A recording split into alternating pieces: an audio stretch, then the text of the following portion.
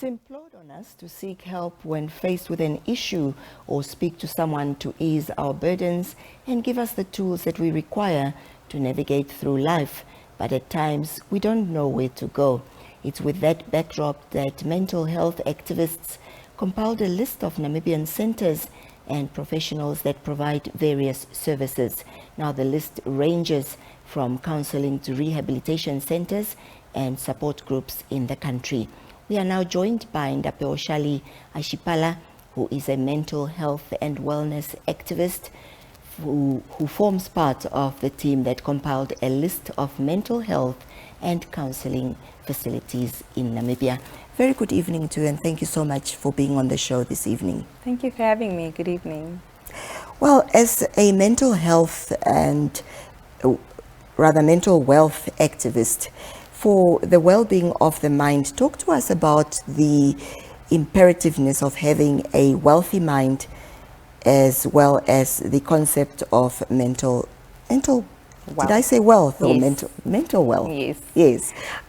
Thank you. So I'm actually quite deliberate about using the term wealth because I really do believe that your mind is your greatest asset. Right. So I actually get this question a lot, but no one ever asks, can you tell me what's important about your physical health?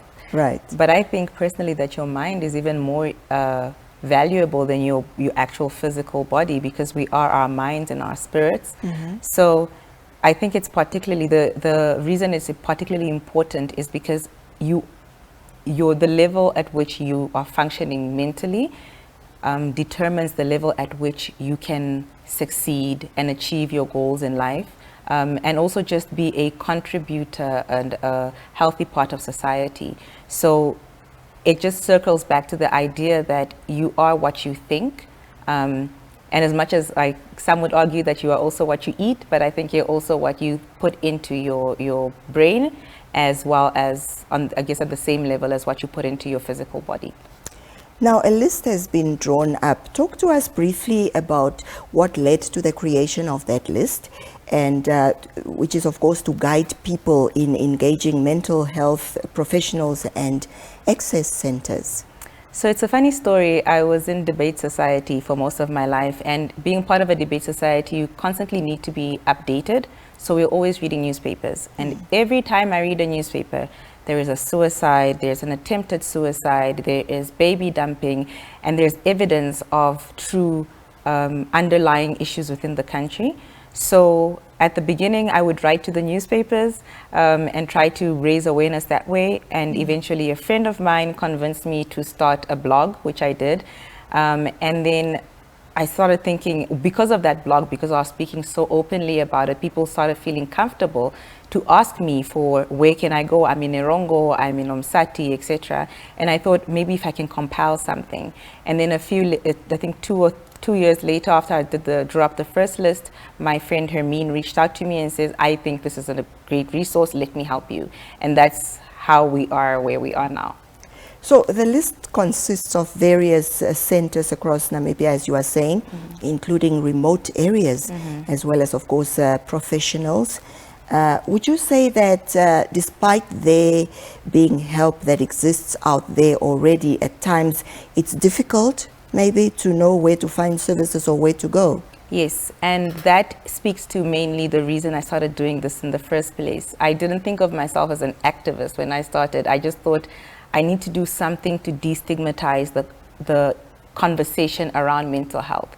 Because a lot of the time that even when we talk about access, it's not because there's not physical access, but there's also that mental barrier that says, can I really even have this conversation? So this year you'll see that the resource starts off with a question of when to get help. And just trying to summarize, like if you're going through any of this, feel free to reach out. There is somebody waiting to have a conversation with you.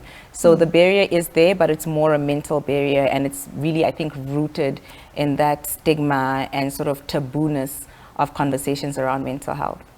Right. Now, the list also has various demarcations from paid services to services that are offered free of charge and online also, which is equally important, you know, as services pertaining to counseling. Most times people think that they aren't accessible due to a belief that it's expensive. How does this list aim to, change that narrative? So it's exactly that. I think the biggest question is always like, this is something foreign or it's something expensive. So the list is actually deliberately, we start off with free. And the free, ironically, is the biggest section of the list. And it talks about everywhere in the country you can get help for free. During COVID, at some point, we added the virtual services, the options for virtual services, because even individuals and institutions that before COVID would not offer free services have started offering, virtual services have now started offering virtual services. So we thought it's important to let people know that that is actually an option as well, because you have to match sometimes your counselor to yourself. Sometimes it's difficult a little bit to build a relationship with somebody who is completely outside of your sphere of thinking or cultural norms. So sometimes if you're far from home or if far from your region, whatever, even if you're outside Namibia, you can contact a Namibian therapist who will have understanding of like the pressures of black tax, for example, which might not be understandable to somebody in a different environment. So apart from, the list being on the internet, how can someone in, say, the remote areas access this list? So this is where everybody just has to come in. We share the list on my website because I've also got other resources on the website, interviews with medical professionals, etc. But we share a PDF version. And almost everybody has WhatsApp now, but you can also print it out. You can download it and just hand it out for free. But it really will take everybody who has access to it, just sharing it with one person, whether that be physically or through electronic systems as well. And that's why I'm so grateful to have somebody like Hermine who's on my side and joining me in this, because we can now reach more people and then those people can reach more people. What about public places like clinics, hospitals, perhaps government offices, perhaps? Yeah, so I've actually seen it over the years. I've seen it shared in different groups, which is interesting, and different newsletters, company newsletters. And it's just somebody sends me a screenshot and says, have you seen this, or a picture? So I think people have been taking initiative, especially human resource and organizational development professionals. But nothing is stopping anybody from sharing it. We are just doing it from, behind our computers. We don't really have any resources. It's a passion project. But if you have it, print it. It's as simple as that. Right. And finally, what is your hope in terms of people seeking help and, pouring into their mental wealth? Maybe I'm a bit of a dreamer. My hope is to make Namibia a better place. And I say that a lot and people are like, oh, cute. But I think we can. I think we can have a holistically healthy environment. During COVID, you've seen all of a sudden everybody jogs now. And I was like, this is actually great. I hope all of a sudden everybody can also just go to like one therapy session.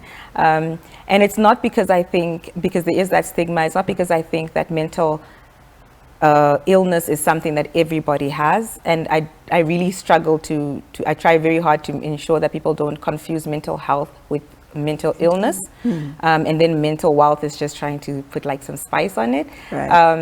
But if everybody can, the same way you go for a medical checkup, you don't wait to drop dead or to have a good stroke before you actually take care of your body. If everybody can do that, then I can only imagine how wonderful the country we live in and the society as a whole will be. So I'm really just trying to make it a better place. I'm trying to destigmatize this conversation so that everybody can feel comfortable enough to just say, I'm a little too stressed, let me get some help. Well, we certainly need more people like you, Ndapewoshali. Thank you so much for your time and for coming here and speaking to us. Thank you so much for helping me and for spreading this message. Well, there you have it. We have been speaking to Ndapewoshali Ashipala, who is a mental wealth and wellness activist and who has, of course, who forms part of the team that compiled a list of mental health and counseling facilities in Namibia. So do look out for that list in case you or your loved ones need it. Well, up next is, of course, the Global News Roundup, and then we'll be back once more.